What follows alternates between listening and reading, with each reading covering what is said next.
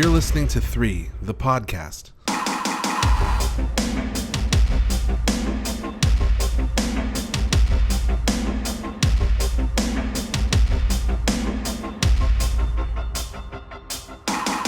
Hello and welcome to 3, a podcast where 3 filmmakers get together to discuss movies. Join us as we dive in to figure out how these movies work and what they can teach us about the art of filmmaking. Whether you are a filmmaker yourself or you just love to nerd out on the art of cinema, we invite you to take this journey with us. This is a film discussion by filmmakers. Today we are discussing the movie Mother, written and directed by Darren Aronofsky, and starring Jennifer Lawrence and Javier Bardem. Please be sure that you've watched the movie before listening any further because this is sure to be full of spoilers. Now let's get into it on 3. All right, let's start with the synopsis. Yeah, William, read the synopsis for us. All right. Amidst a wild flat meadow encircled by an Edenic lush forest, a couple have cocooned themselves in a secluded mansion that was not so long ago burned to the ground, devotedly restored by the supportive wife.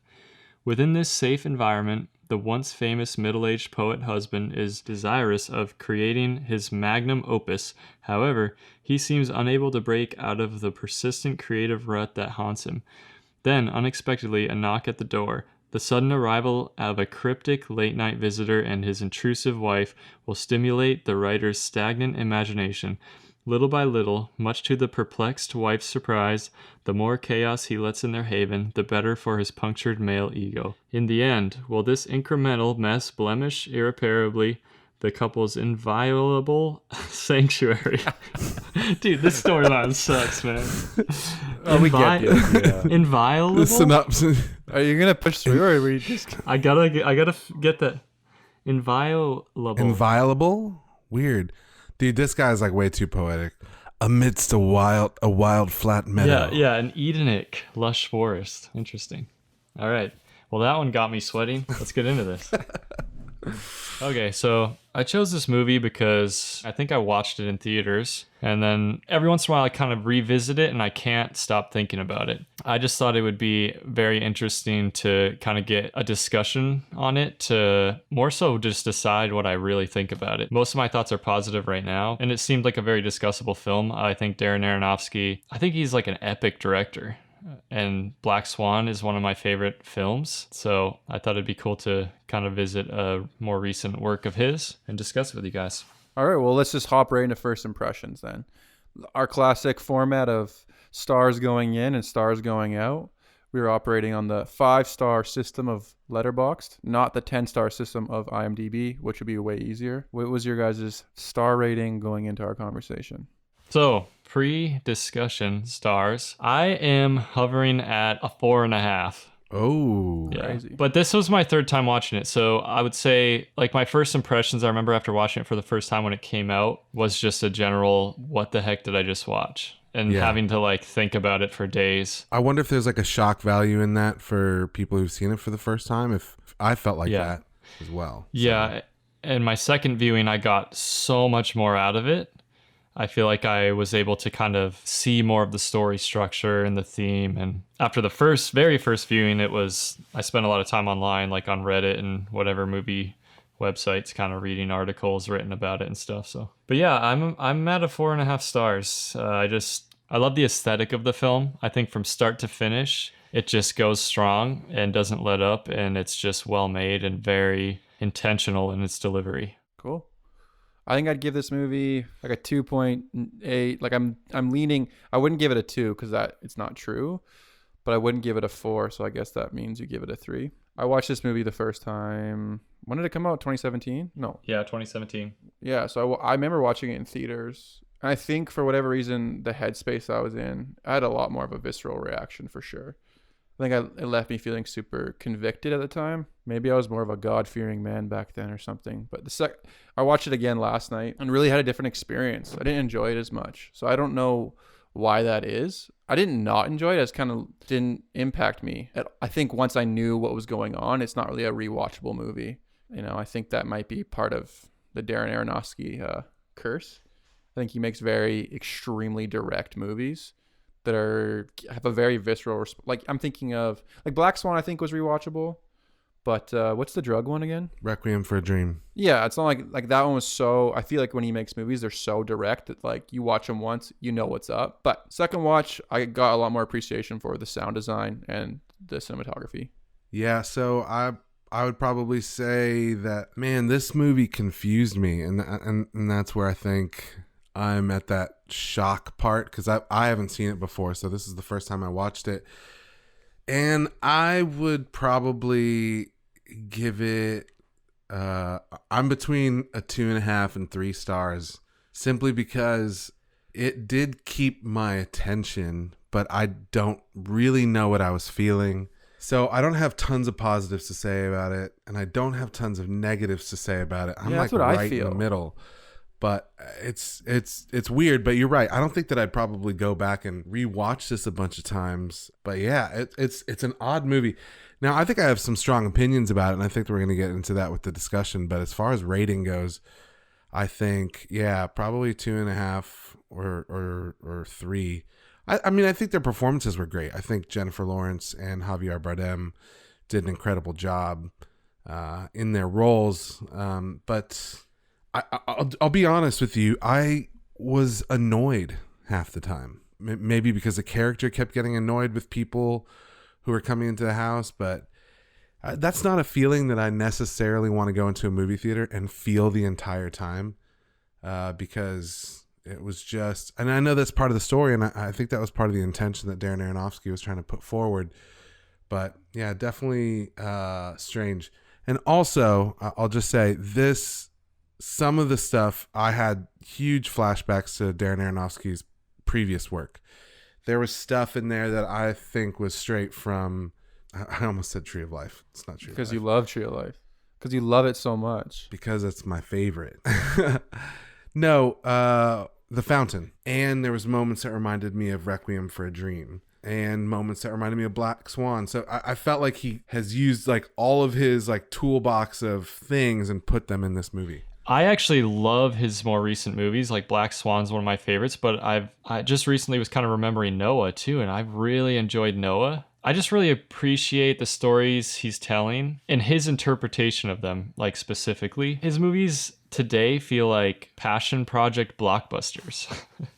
Like they're blockbuster delivery. Like Noah felt like a blockbuster movie, but it felt also like a passion project. Like he was just so bold. Like he wasn't trying to please anyone. He was just trying to tell his interpretation of this Bible story, which I appreciated so much. Yeah, this one definitely, it meant what it was about, but yeah, definitely a very religious feeling film. Would you guys say? Just because it was so steeped in the myths of the Bible or the stories of the Bible. And then just like the characters were just, it was God and Mother Earth. When we're discussing the movie, do we refer to them as, and then God came downstairs? Is that what we're up to? So when God came down the stairs, and that was my favorite part. Like, is that what we'd say? It's Mother and him. Yeah, man, literally credited as him. Woman. I think you're good with either saying God, Javier, Bardem, or interchangeably. He. That's it's such an awkward thing when you have characters that don't actually have names, like security guard number 1. You know, right. So this is how it's listed. Jennifer Lawrence is Mother, Javier Bardem is him, Ed Harris is man, Michelle Pfeiffer is woman. And then, you know, goes on younger brother, oldest son. Which really should be Adam, Eve, Cain, and Abel. But he didn't want to be that on the nose. So on the nose. Like, I think that anyone can sniff out that, right? I think for me, watching it, why I give it a lower rating is that once you know what he's up to, I think you figure it out pretty quickly. Like for me, when I was watching it, when the two brothers kill each other, I go, oh, okay, locked in, the story of humanity. And that's where I think the annoyance that Jason's talking about is just like, it's the same thing over and over and over and over again until it just loops.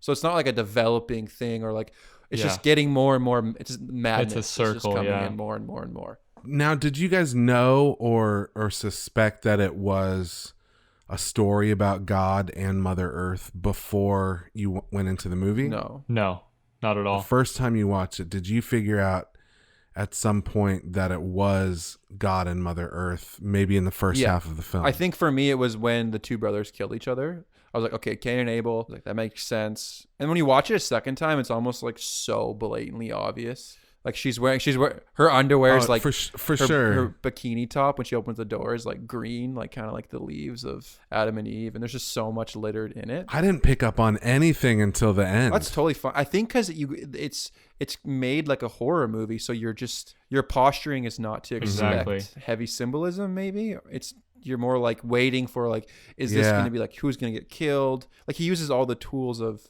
you know, screeching sounds and the way it's shot. It's building suspense, which kind of forces you not to think about the characters that much because you're just trying to grunt your teeth and get through it or survive it, I guess. And trying to figure it out while it's all going on. And I think like you almost think too deeply sometimes. Or I remember on the first viewing, you know, like thinking so deeply into it that I almost missed some of those obvious like biblical allegories that were so like on the nose. The opening images of the movie, the body on fire and all this, you know, this person that's surrounded by fire, I was like, I think this is going to be really cool. And then after, it just kind of slows down after that, you know, like, and so I was so distracted trying to figure out how do those two things tie in, because it feels like we're either going back in time, like doing like a flashback, or well, I don't really know. I was trying to figure out how they tied together. My eye wasn't on the ball. I didn't get any religious connotations until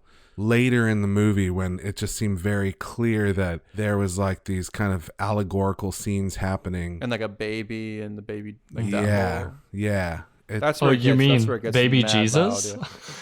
When Jesus Christ rolls in? Yeah.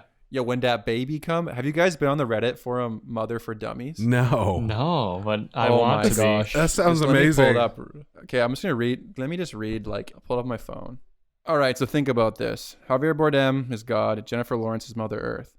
The movie starts. She wakes up. She's like, "Yo, where is this motherfucker at?" She goes outside, and there ain't shit as far as you can see. No people, no houses, nothing. Just grass and shit. This is the Earth pre-human civilization. He pops up behind her, and she's like, "What are you up to?" He's like, "Nothing. Just working on some shit." It's nothing. But you know he's up to some shit. By the way, he's a poet in the movie. She's like, "Okay, I'm just going to keep working on the house," which represents physical Earth and is an extension of Mother Earth herself. All of a sudden, boom, some dude arrives. This is Adam. Mother Earth is like, "Yo, what the fuck is this, God? This our shit. We built this. You can't just bring someone else into our house, into our shit." God's like, "Nah, it's cool. Trust me." She's okay. She's like, "Okay, I guess." All of a sudden, God and Adam are super close. God's like, "Yo, Adam, I made you." And Adam's like, "Bro, lol, that's dope. Yo, what's this crystal thing?" God's like, "Yo, you can't touch that. It's mine. I made it from the last time I destroyed everything. This is the forbidden fruit."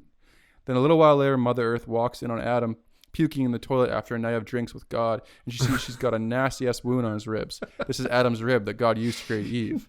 Sure enough, next day, boom, Eve is there. Mother Earth is just like, "Yo, what the... There's another one." And God's like, "Yeah, it's cool, just chill." And Eve is Eve's a conniving bitch, too. She's like, "Oh, man, this is a nice place. Show me around. Psych, I'm going to go up here in this office." And Mother Earth is like, "You can't go in there. That's the Garden of Eden." Okay, guys, this goes on for so long.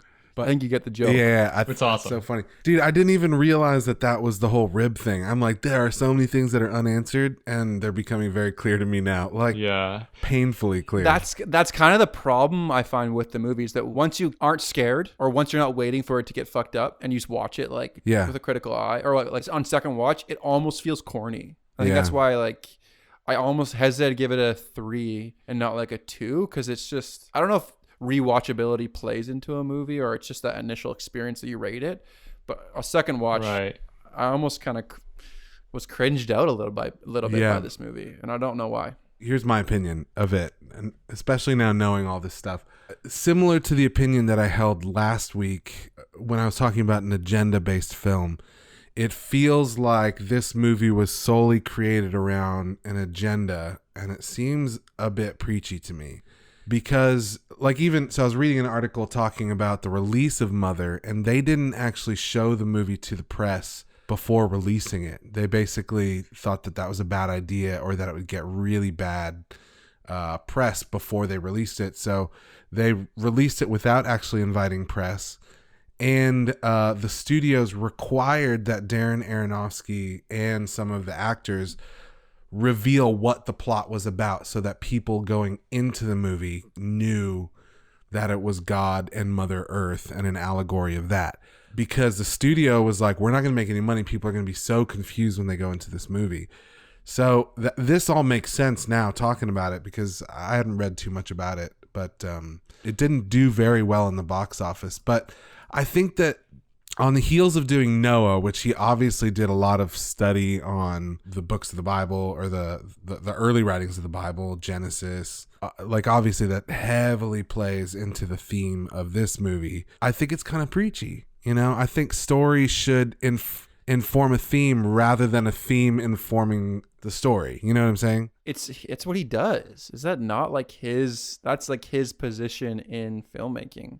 I don't know. I haven't seen The Fountain when you're talking about, but Requiem for a Dream was basically just like a propaganda piece so kids don't do drugs. And it was successful. Well done. Changed some things about filmmaking forever. I wouldn't necessarily say so. I think Requiem for a Dream was actually a really strong story and ended up being a strong theme about the use of drugs.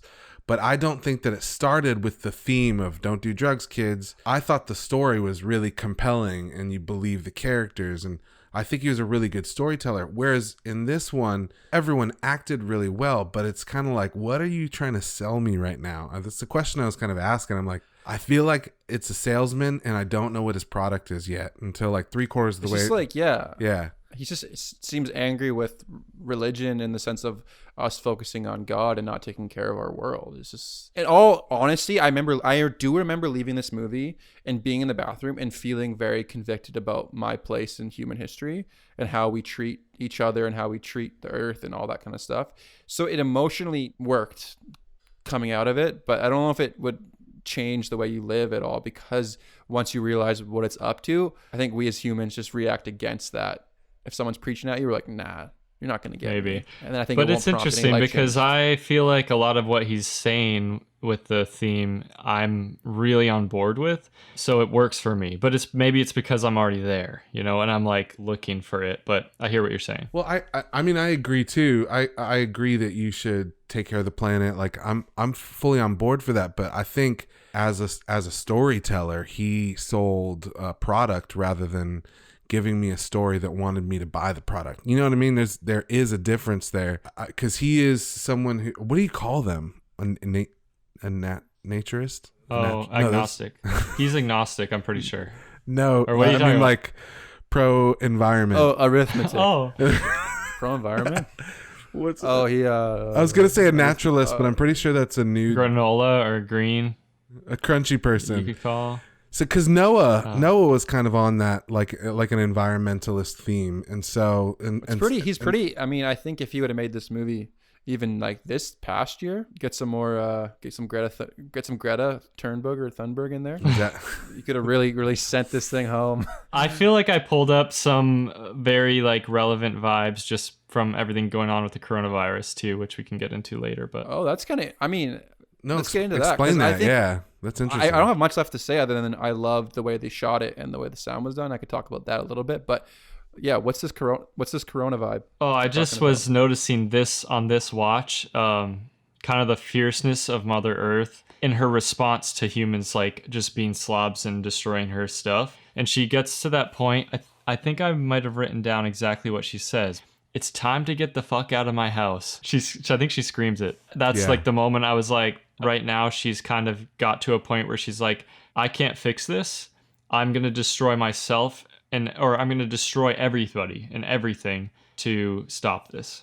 And I thought, it's interesting because there's a lot of like, obviously there's a ton of different takes on coronavirus, but at the end of the day, the virus like comes from the earth, right? And it's wiping out people. And I just thought that was an interesting like observation I had. It comes from a lack of stewardship, basically, or a lack of like, right. I mean, if it was a bioweapon, it could be a different story, right? Yeah. That's why I meant I'm mentioning different takes too, because who knows, in 10 years we're gonna have it's gonna be something we don't even realize right now, and it's not gonna make sense anymore. But it just felt kind of relevant in that as humans we are kind of just wrecking the earth to the point where it feels like it's fighting back sometimes. Well, I think we live without any kind of consequence to everything.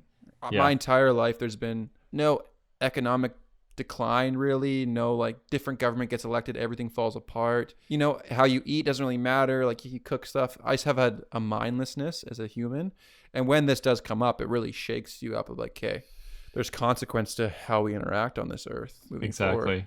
Even consequence to like global, like, you know, how many people live on the earth and how like globalization and how small the world's getting. It does feel like that in that house when the house is overpopulated and there's so many people in there that it gets a bit crazy. I could see that parallel for sure. I guess one more thought I have before we move on from like interpreting the story, because I feel like this movie is a movie that needs to be interpreted, which I don't know even how I feel about that, you know, as a film. But I think that there's actually like 3 interpretations to the story that's going on. And one is just like the biblical allegory of it. Like it literally is the Bible from Genesis to Revelation, you know? Like you could say that. This is like a story. It could be called Bible instead of Mother. Interesting. I don't know. But I think the second story is probably like the most strong, but the one that's obvious is Mother Earth and her relationship with God and humankind. And then I think the third interpretation is literally just the surface level. Like, it's a story about a poet who, you know, kind of like what the summary touched on, a poet and his wife, and they have fans and all this stuff happens, and he writes a piece that he ends up getting this cult following and it destroys them, you know? Yeah, I mean, if you watch, I watched a bit of the TIFF talk after this got premiered, and he flat out says about a narcissistic God and Mother Earth. That's good. So Let's talk about that, because I think that's the first question I ask after I watch this is, what does this movie say about God? Because it's obvious that it's a negative painting of him. Yeah, in a way it is. I think my thing is, I don't know. I'm sitting here silent for a long time because I don't really know what I think. That he lost me as a. Let me tell you, I love Aronofsky. When I was in film school, I actually did my final essays and thesis about Darren Aronofsky.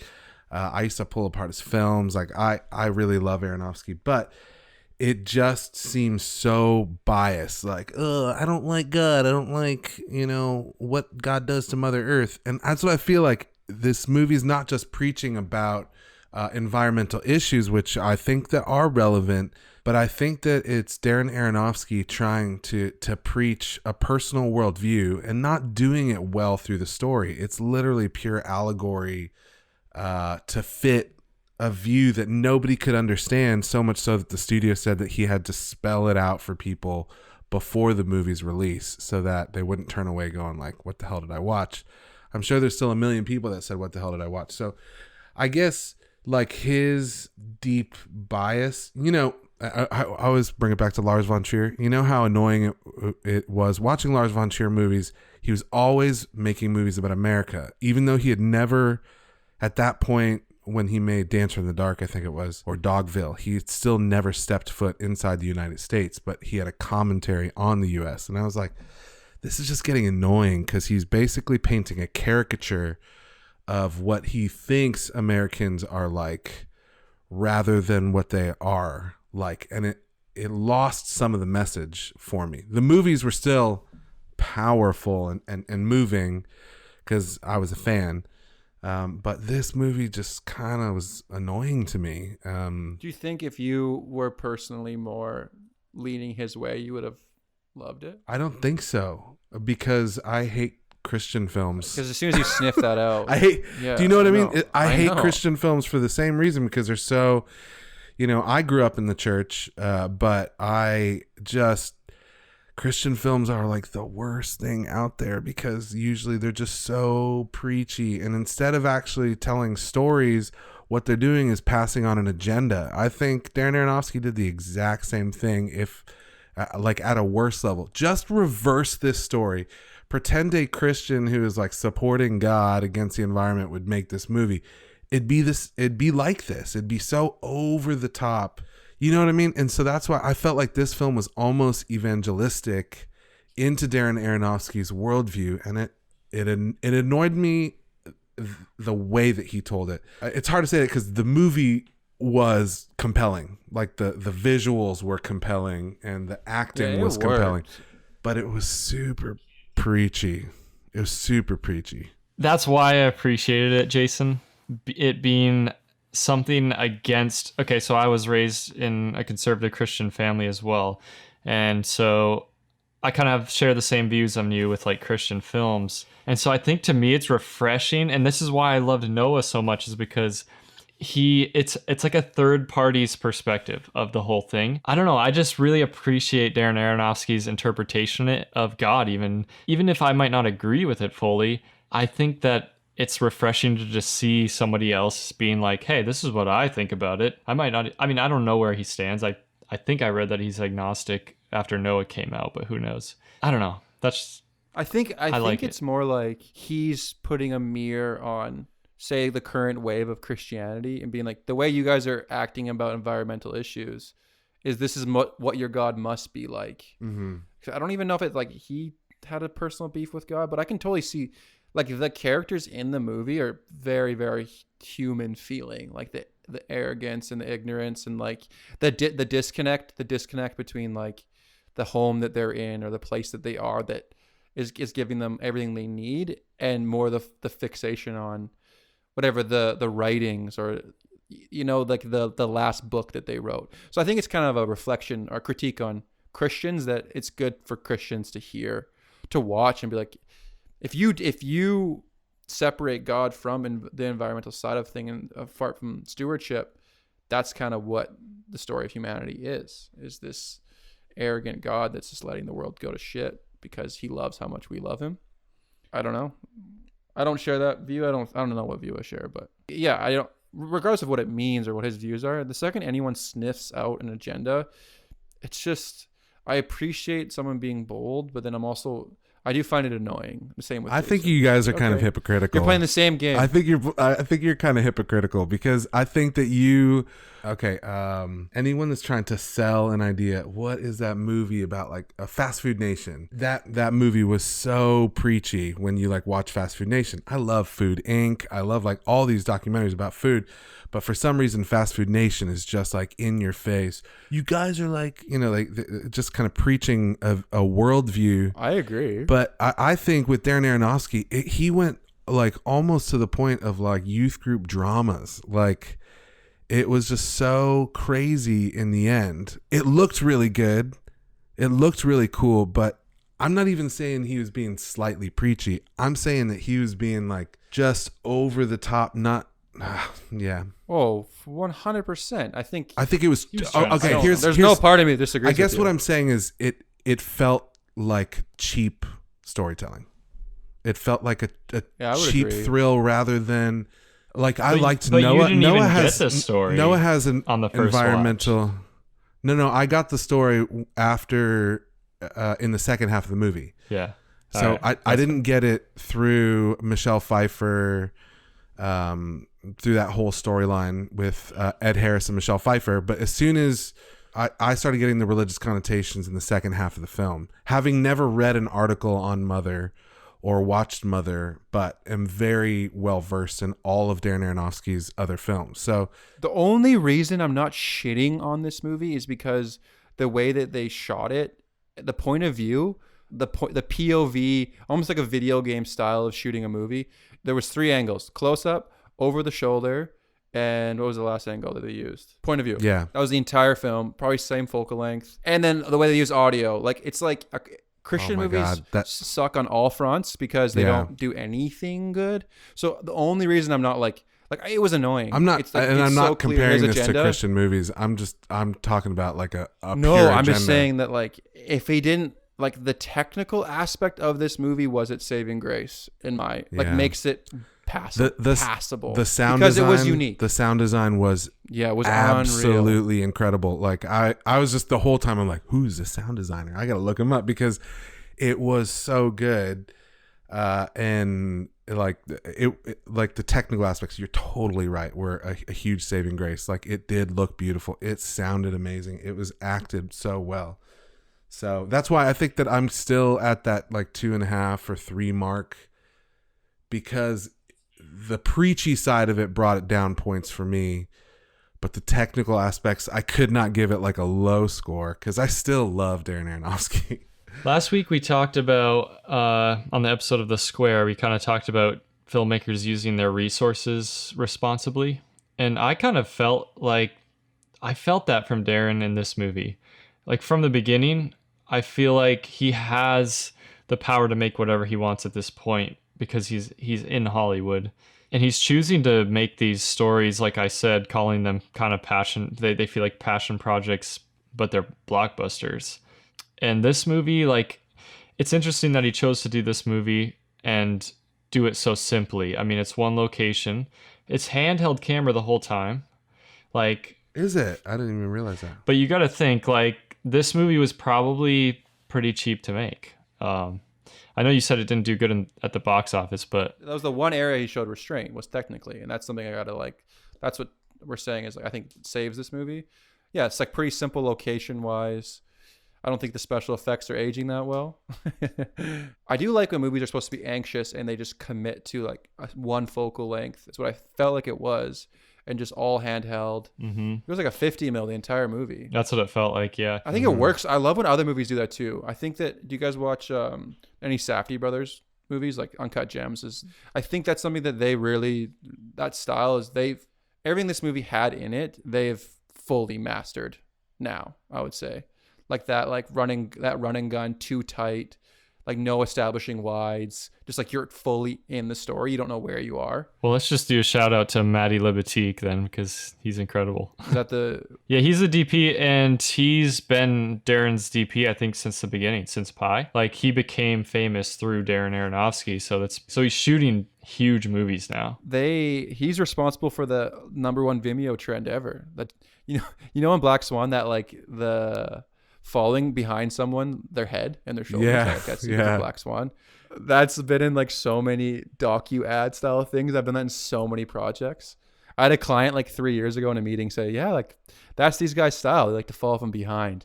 And I just got so cringed out because I knew for sure that started with Black Swan, and that shot is everywhere now. So many commercials. Yeah. Mm-hmm. So, they really have incredible. They have a good team. He's continued to bring a lot of the filmmakers that he's worked with pretty much his entire career through. That's cool. Makes sense. I mean, I feel like when you come up, like a lot of DPs who come up working with one director as they grow, end up doing stuff like that. Like they end up just having the same crew all their movies until they're old. Which is the dream. Yeah. Which is really cool. Did you notice that it kind of started like from daytime and then went to night? So it was like light and bright at the beginning of the film and then kind of went darker and darker and darker as the film went on. I know there were days and nights in the movie, but like just like looking back on it, it seemed like there's a brighter color palette, almost like shooting with natural light towards the front end of the movie, and then got a lot more, I don't know, colorful towards the end. Well, I got like flames and whatever. Yeah. Crazy, yeah. But yeah, you're right. There were a lot of like time of day changes throughout, and it felt pretty gradual.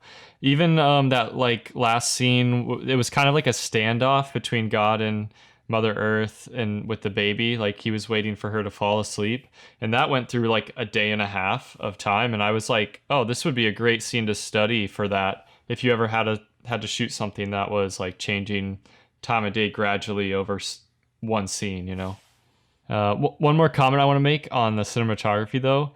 I feel like if you want to like learn or study good lighting and blocking, this movie did it incredibly. Yeah. Like talk about lighting for the space, and then just the way scenes would flow, they'd be in like 2 over the shoulder shots, but then like somebody would move and it almost felt like ballet. Like it felt like, or some like kind of dance, and the way like the handheld camera would kind of move around and follow people, and then all of a sudden the scene, they would be, you know, it would change and they'd be in like 2 different angles, and just realizing like that was accomplished by just like lighting the space at all times. And sometimes it would be going from room to room, and I'm just like, it was like blowing my mind, cool. The thought that has to go into that as far as placing practicals, maybe time of day. I mean, I'm sure they shot it in maybe a studio. I don't know. Maybe they build the set outside, but it looked I like can't studio remember from the wide. Yeah. I think I love the way that they the way they treated the whole house like one thing. So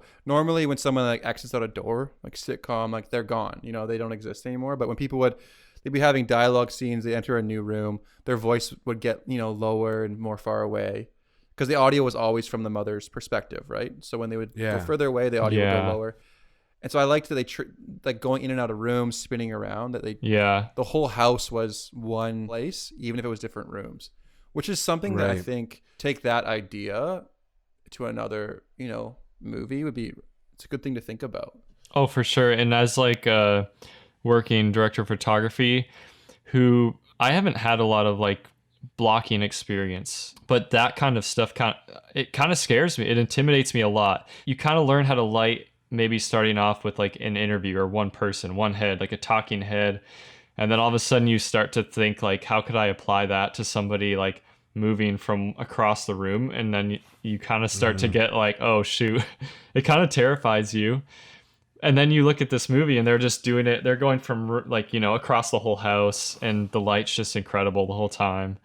And I don't quite think that they were doing tons of that. And then they did The Wrestler and Black Swan, which obviously those two movies required quite a bit of movement and characters switching around, either like wrestling in the ring or in Black Swan, people dancing. And so I bet you anything those two movies kind of helped inform that process of doing a lot more movement within the blocking, you know, like the kind of just gaining that experience through the process of being at a ballet studio where people are switching spots all the time, and you're always having to constantly fight against, okay, where's my line of access, and where's safe. So, and I bet they kind of gained that because it was seen in this movie that they were kind of like masters of it. So yeah, technically incredible. Any other like observations you guys had on the technical aspects? I honestly, I loved the production design. Like, I just loved the house. It had so many textures. It had so much depth. It was not a boring place to look at all. Was it very Edenistic? Yeah, it was pretty hedonistic by nature. It was kind of like hedonistic in nature. Well, there was so much. I think that the whole allegory was that there was so much work to still be done. You know, like the work was never over. That's actually a cool angle that humans haven't been participating in that work we've just been destroying. I mean, that's something that's a cool angle. Like a consumeristic society, definitely.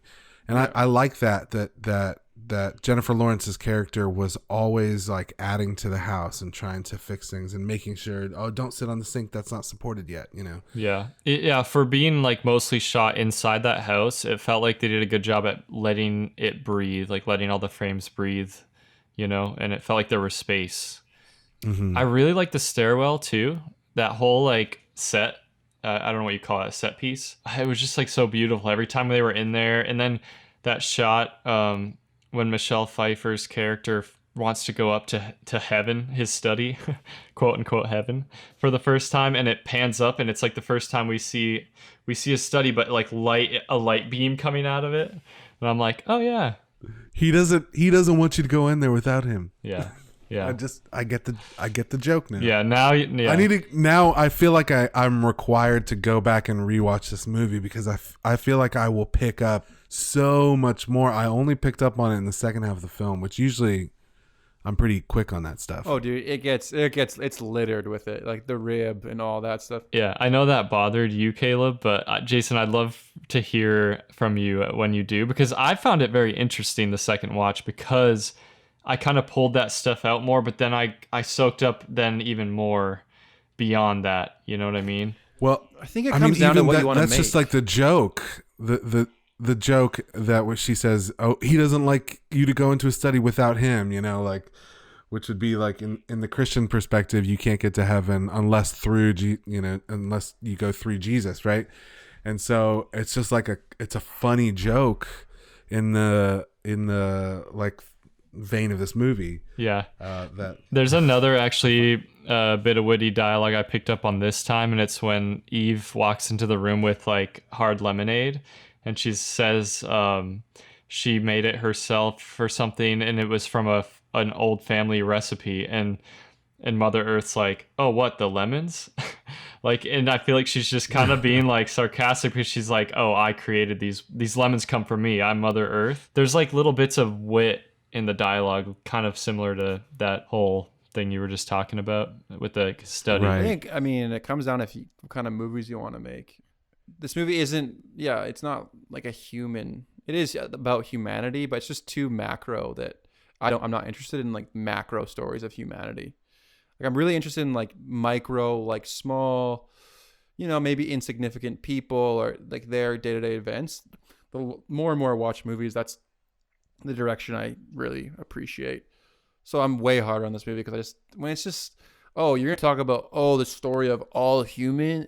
Oh, like it's bold, but I don't know. It's not what I want to make at all. Yeah. Yeah. I think that this is my style of movie, though. I think that's what I'm discovering. And it could be similar, Caleb, to your journey with the Square. I think a lot of what we talked about last week on the Square was you related to it a lot with where your journey is in filmmaking. Mm-hmm. I wouldn't say like if I were to direct movies, I'd want it to be heavy allegory, but I really appreciate it. And I don't know, maybe it's because where I'm at personally and with my journey with the church, honestly, and religion and all that, and maybe I'm like swinging too far the other way, and I have a little bit of like bitterness towards it, and so maybe that's why I'm relating to it so much. But I just feel like the message he's trying to say I can get on board with, and I'm okay with it because I have I'm as critical to the church as he is being in this movie, or I should say religion. But and I do feel like there is this, at least in kind of the environment I grew up in, there's this push to be like, earth doesn't matter because we're all going to end up in heaven one day. Like there's this attitude like that where they just don't care, and they literally don't believe in climate change. And I'm just like, guys. And I feel like when I watch a movie like Mother, it's like speaking to that. It's speaking to this people group who are just wanting to consume as much as they can on earth and just wait to get to a better place. I don't think so. I think that he's preaching to the choir. Well, that's what I mean. I think that's the thing is like, I think that's what you're saying, Jason, is that if you're going to be hard on Christian movies for doing this, you have to apply that same critique to movies that you might agree with. Well, I'm not even. I think yeah. Like I'm just talking about as a mode of storytelling. I just think that there's a better way to tell the environmental story than the way that he did it. I mean, some of this, you hear what I'm saying? Like even in your journey, like everyone has like a similar journey with where they're going, but do you relate just because like it itches a scratch? I get annoyed by movies that are speaking exactly what I believe if they're too preachy. You know what I mean? Like I think with this, my problem in it is not that it seemed like it was trying to be edgy to prove a point rather than I don't know. It's hard to explain.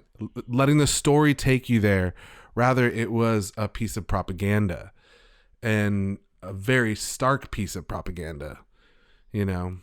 Where's that line between that, like speaking to society and like calling something out that's wrong, and propaganda? Because I almost feel like I'm leaning towards this movie being just calling out a bunch of our problem. How would you describe propaganda in your understanding, Will? Propaganda is like how Jason describes Lars von Trier. Like you kind of watch his movies and at the end you're like, oh, you cornered me into like trying to believe in this one thing.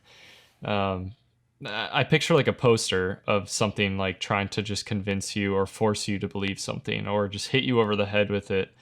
Like Jason was talking about some of those food documentaries. I've watched quite a few of them, and I feel like a lot of them, even the ones that I like agree with, I hate, and this is a problem I have with documentaries. I hate when they're biased. And that's so kind of even the problem with documentaries. Yeah, right. I'm like, I feel like the best documentaries, or at least my favorites, are ones that even though the filmmaker might have like a final conclusion, he's not just like beating you over the head with it the whole time to make you feel bad. And I feel like whenever I feel that in a movie, I'm like, okay, this is propaganda. And how did you not feel that in this movie? Like I mean, he was doing everything, using every tool in his disposal to make you feel bad. Like he definitely was. It felt like it was even like, so Roland Emmerich is kind of another director that kind of does this like on those epic big box office scales, you know, where he does like The Day After Tomorrow or, you know, like those movies. But I felt like this like even stepped beyond Roland Emmerich's preachiness about the environment. I actually think that he does a decent job of storytelling. I think it's very, very on the nose and cheesy. But my point, it was not attacking his worldview at all. I agree with the worldview. I agree with some of the questions that he's asking and the points that he's making. I just wish that he would have done it better. You know, like instead of do what's like more like kind of sketch. Well, it's just like Pilgrim's Progress, They right? were skits. Yeah. They were skits. Well, I mean, even with Pilgrim's, like you read Pilgrim's Progress, John Bunyan, and that the names are very on the nose, but the story is actually quite exhilarating. Like it's a journey of someone going, it's the hero's journey pretty much, but it's not until the very end. The end is very, very Christian allegory. I wonder if he, okay, if I'm going to make a counter argument, I wonder if he just, if you were trying to critique the Christian faith, he just, maybe he chose to speak in the language of our book, you know, or in the language of our stories. And maybe that's what he was up to. You know, it's like, okay, like, I'm going to speak the way that you know, the way that you make your plays, the way that you make your movies, and not say what you think I'm going to say. I mean, that's me loading onto him, but if I wanted to give a nice angle to it, that's probably what I would say. I don't understand. It's like so if you think about like the Bible, they're not like a lot of times they're not very subtle stories, and so they're not stories like about like, you know, the mundane day to day. They're pretty loud stories. So he kind of is critiquing Christianity in the way that through our stories and in the way that the style that we tell our stories. Does that make sense?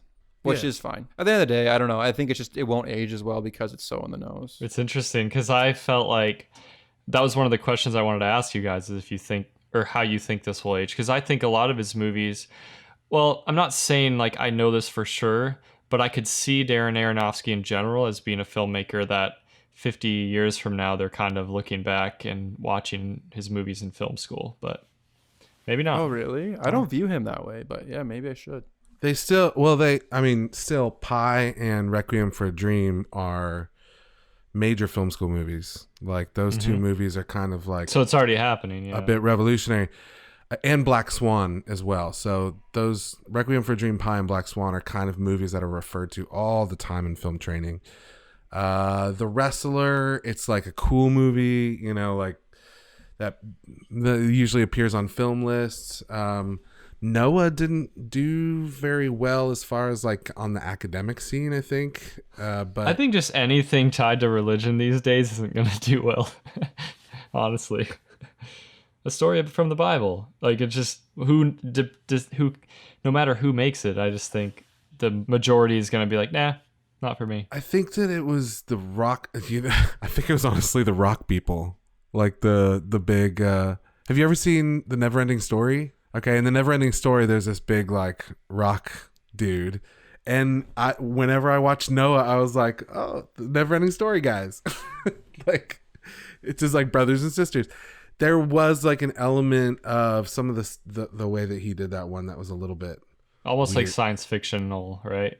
Yeah, which is why I loved it, because it was a way different. It felt like a third party perspective of this story that you never hear growing up in a church in Sundays, like with Sunday school stories where they just like sugarcoat it. I love Noah. I don't think that it's a critically acclaimed movie though. I don't think this one is either. I think it's critically acclaimed in my heart. Okay. That's no, fine. I don't know. I'm just gonna say I think I still love it, but I think it's because this conversation has shown me that I'm leaning towards it not being an agenda film or propaganda film, and more a piece that's calling out a serious issue in our society that needs to be addressed. And I think that's an important responsibility that artists have to do. Not all artists should do that, but I think some just feel the need and they should go for it. I think comedians are the last prophets of our time. Oh, absolutely. Like, I don't People know if who aren't movies- afraid to say. I don't know if movies Yeah. are really, because movies, I don't know, movies don't seem to work as well. You don't think so? When I you mean, do like this, people people go and watch movies though. That's still like a huge industry, Yeah. right? But as people watch, So as that people says watch something. movies in theaters less, I think maybe it won't work as well. Yeah. I don't know. I don't know. So you guys don't think that we should be saying important things with No, our we're not movies, saying with that. our I think we're art? just saying the way No, the no, no. style. Okay, here's what I have to say about spiritual movies, and it's not my quote. Where I stand on, like, if you're bringing spirituality into movies, is do it like bring spirituality in style, not in content. So the stuff I'm really interested in is like when movies are really slow or like mundane or like kind of what they reflect when you would experience God, if you believe there is a God or whatever. That's more in style. So when movies bring in God in content, I just don't think it's good. I don't like it. But if you do it in like the style where things feel, I see. I don't know. I'd actually disagree. I actually think I think that it was like the concept to me was super interesting. Like the whole, and then even finding out that it's God and Mother Earth, like the concept to me is interesting. And I think I would agree with you, William, and say that I think that we should be making movies that kind of tell the times. I think that it, like, my opinion is that he did a really bad job of it. Like in the end, because it it wasn't so- subtle. That's all. That's it, right? Basically. Well, it wasn't. Look, I can't. No, it why am wasn't I even not- the subtlety because Like, why do I not like this? Why is this movie kind of cringy? it's like it's the cringy why is it nature of cringy it. though? I wonder that. Like, why? It shouldn't. Well, be it's cringy. like- I don't know why is it cringy. It was gluttonous, I think, is what it was, because it was like he was going metaphor after metaphor after metaphor. As far as like the story goes, she kept like going to search for Javier Bardem several times throughout the film, and then the story would start over again. With everything, it was always about a cycle, and the story was always starting over, and she did the same actions throughout the movie the entire time. She'd be doing something, and then she'd go after Javier Bardem.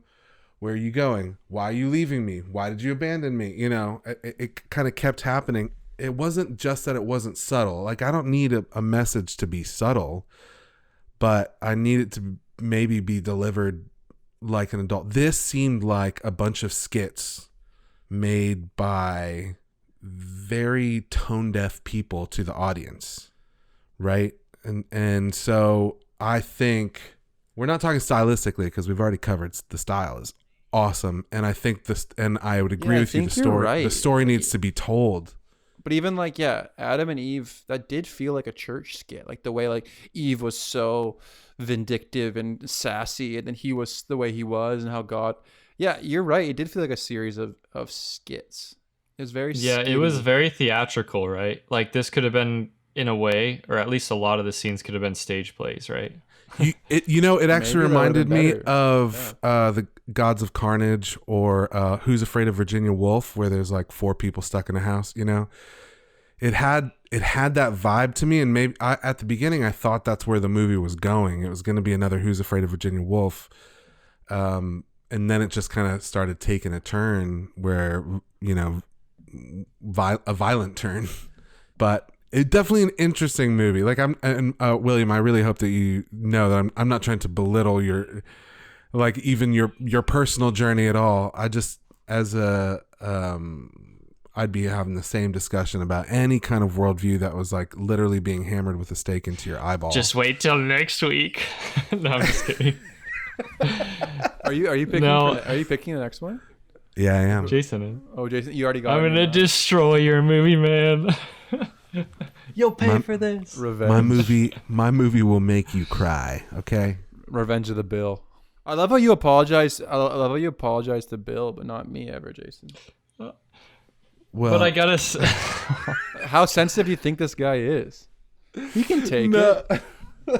No, but honestly, this is the exact reason I wanted to discuss this movie, because I wanted, and I had a feeling by discussing it with you guys that I would come to a conclusion whether I'm going to swing to the side of really loving it or hating it. And you know what? I'm swinging to the side of loving it, and I'll hold my stars at the end, but we can keep talking about some other things. I don't know. Yeah. I don't have anything else to say. I think you love it. You think that filmmakers' role in society is to drive home points. No, I mean, not everybody. Some artists are really good at that, and I think they should be doing it because somebody's got to do it through this medium.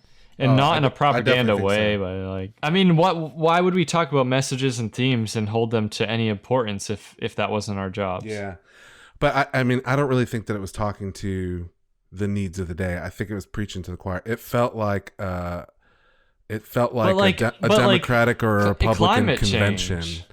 No, like No I think it was like, come on, everyone who believes in what I believe. Like it wasn't ringing true to me, you know? And even for people like that, they probably felt, oh, stop preaching to me. Like, chill, I got it, you know? If a movie messes with me and I can't get it off out of my mind for like 2 weeks, like I'm walking around always thinking about this character that I feel so sad about or whatever, I'm like, they've done something to me. They've pushed me to an emotional place and made me ask serious questions about my life. This movie didn't make me ask questions. It like laid it all out for me. This is what you're doing wrong. And I'm like, okay, that wasn't as palatable. But the viewer doesn't get to make a choice for themselves. It's just kind of like, we all suck is at the end of the movie. And I hate any movie that ends it that way. I'm all about tragedies. Don't get me wrong. I love a good tragedy.